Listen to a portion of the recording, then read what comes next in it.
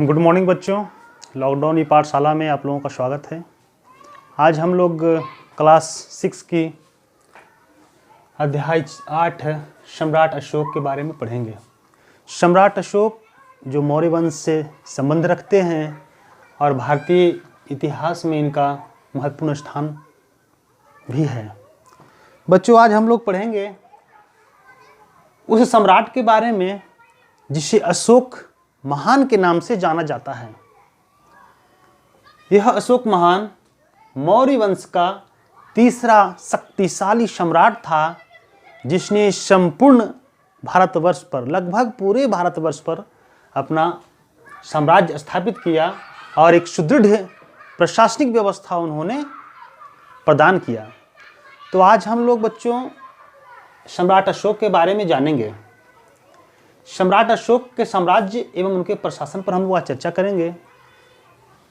बच्चों, सबसे पहले हम उनके जीवन परिचय पर चर्चा करते हैं। सम्राट अशोक, जिनका पूरा नाम देवनाम प्रिय अशोक था, कहीं कहीं देवानाम प्रिय अशोक भी कहा जाता है। इन्हें अशोक वर्धन के नाम से भी जाना जाता है। यह अशोक वर्धन अर्थात सम्राट अशोक जो 269 ईस्वी बीसी में मगध की गद्दी पर अपने हाथों में उन्होंने मगध की गद्दी को लिया, मगध की सत्ता को लिया और 232 बीसी तक उन्होंने वहां पे राज किया। यह सम्राट अशोक, इनके पिता का नाम बिंदुसार था और बिंदुसार के पिता का नाम चंद्रगुप्त मौर्य था, जिन्होंने चाणक्य की मदद से मौर्य वंश की स्थापना किया था। तो बच्चों, हम जब इसको देखते हैं तो इनकी राजधानी पाटलिपुत्र, जो आधुनिक पटना का जगह है, बिहार की राजधानी है, वही पाटलिपुत्र के नाम से जाना जाता था, जहां अशोक की राजधानी थी। सम्राट अशोक का भारतीय इतिहास में अभूतपूर्व योगदान रहा, क्योंकि उन्होंने लगभग संपूर्ण भारतवर्ष के अलावे पाकिस्तान और तत्कालीन काबुल, जो अफगानिस्तान इलाका में पड़ता था, वहां तक इनकी सत्ता, इनका साम्राज्य स्थापित था। बच्चों, जब हम अशोक के बारे में अध्ययन करते हैं तो आज से लगभग 2200 साढ़े 2200 साल पहले की बातें हमें पढ़नी होती है। तो इस लंबी अवधि काल की चीज़ों को हम लोग अध्ययन किस माध्यम से करते हैं, हम लोग उस पर चर्चा करते हैं। देखिए, मौर्य वंश के अध्ययन के स्रोत। तो इतिहास के बारे में जब हम अध्ययन करते हैं तो उस समय की लिखी हुई चीज़ और खुदाई से मिली हुई चीज़ों का अध्ययन हमें करना होता है। तो मौर्य वंश के अध्ययन के स्रोत मूल रूप से दो प्रकार के हैं। पहला है साहित्यिक स्रोत, जिसके अंतर्गत लिखे हुए पुस्तक आते हैं, जिसमें चाणक्य के द्वारा रचित अर्थशास्त्र, चाणक्य जिसे कौटिल्य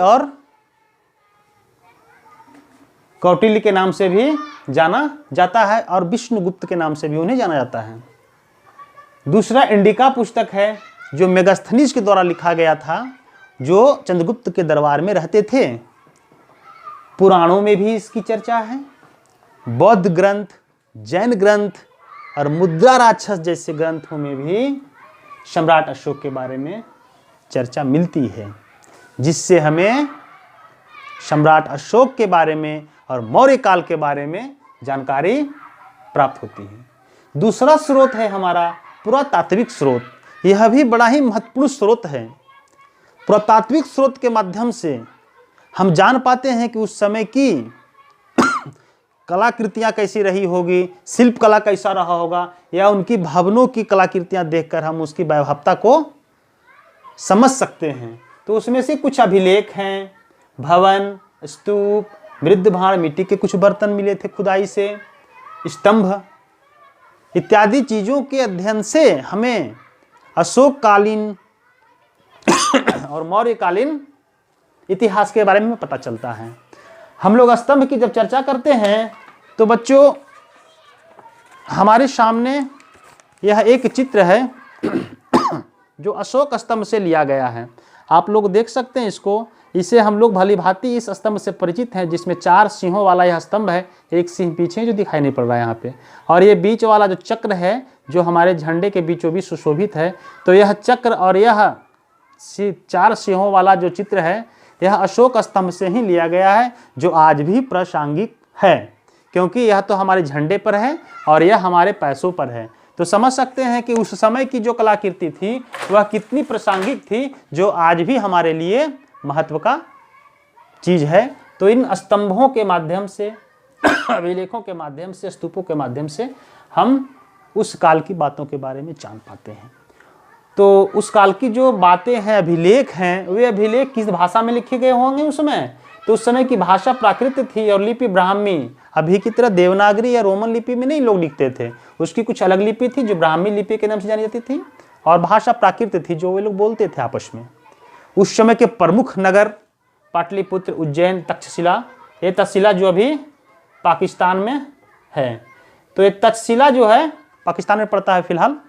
तो ये प्रमुख नगर थे जहाँ से व्यापारिक क्रियाकलाप और शासन के कार्य संचालित होते थे। इसके अलावे हमारे अधिकांश ग्रामीण जनसंख्या थी जो गांव में रहती थी और गांवों से ही अपना जीवन यापन भी करते थे।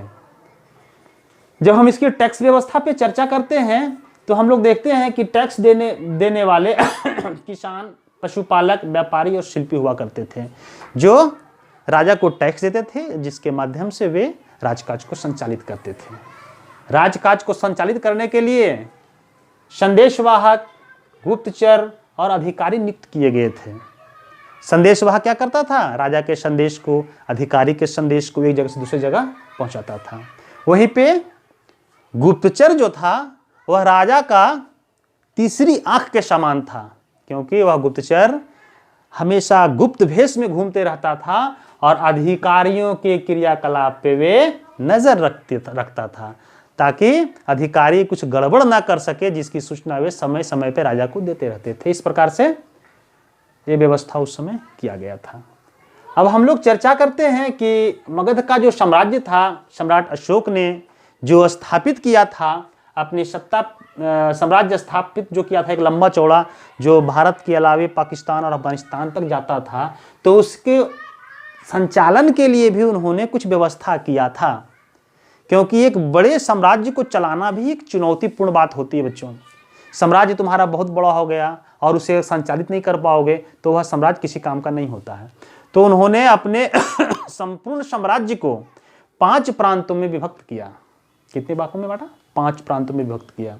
इन 5 प्रांतों में उत्तरापथ, जिसकी राजधानी तक्षशिला थी, अवंती राष्ट्र जिसकी राजधानी उज्जैनी थी, कलिंग प्रदेश जिसकी राजधानी तोसली थी, दक्षिणापथ जिसकी स्वर्णगिरी, और प्रासी जिसकी राजधानी पाटलिपुत्र थी। तो इस प्रकार से उन्होंने 5 भागों में, 5 प्रांतों में अपने पूरे साम्राज्य को बांटा और उसे सफलतापूर्वक संचालित किया।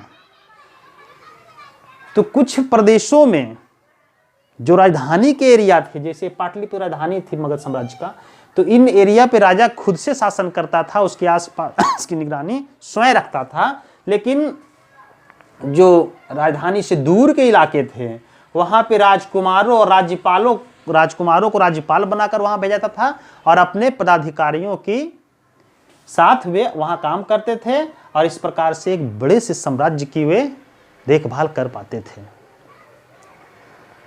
और जब हम सम्राट अशोक के बारे में देखते हैं कि सम्राट अशोक जो 269 बीसी में गद्दी पर बैठा और कुछ ही वर्षों में उन्होंने अपने साम्राज्य को तेजी गति से बढ़ाया और एक कुशल प्रशासन देने का उन्होंने प्रयास किया। परंतु इसी समय जब वे गद्दी पर बैठे थे, गद्दी पर बैठने के कुछ दिन बाद जब कलिंग का प्रदेश मगध राज्य में शामिल पहले से था, जो घनानंद के समय में मगध से अलग हो गया था, तो कलिंग प्रदेश जिसकी राजधानी तोसली थी, यह अशोक के जीवन का एक महत्वपूर्ण अंग बन गया, क्योंकि अशोक के जीवन को परिवर्तित करने में कलिंग प्रदेश महत्वपूर्ण स्थान रखता है, जो इतिहास का एक जुगांतकारी परिवर्तन भी कहा जाता है। क्योंकि राजा तो युद्ध करेगा ही, युद्ध करना ही उसकी नियति बनती है, परंतु सम्राट अशोक ने जब कलिंग युद्ध किया और कलिंग युद्ध की विभीषिका को देखा तो उनके मन में क्या हुआ, इस पर चर्चा हम लोग नेक्स्ट क्लास में करेंगे। नेक्स्ट क्लास में हम लोग कलिंग युद्ध के बारे में जानेंगे कि कलिंग युद्ध क्या है, अशोक ने क्यों लड़ा और इसका परिणाम क्या हुआ। तो बच्चों हम लोग अगले भाग में मिलेंगे और कलिंग युद्ध पे चर्चा करेंगे। Thank you.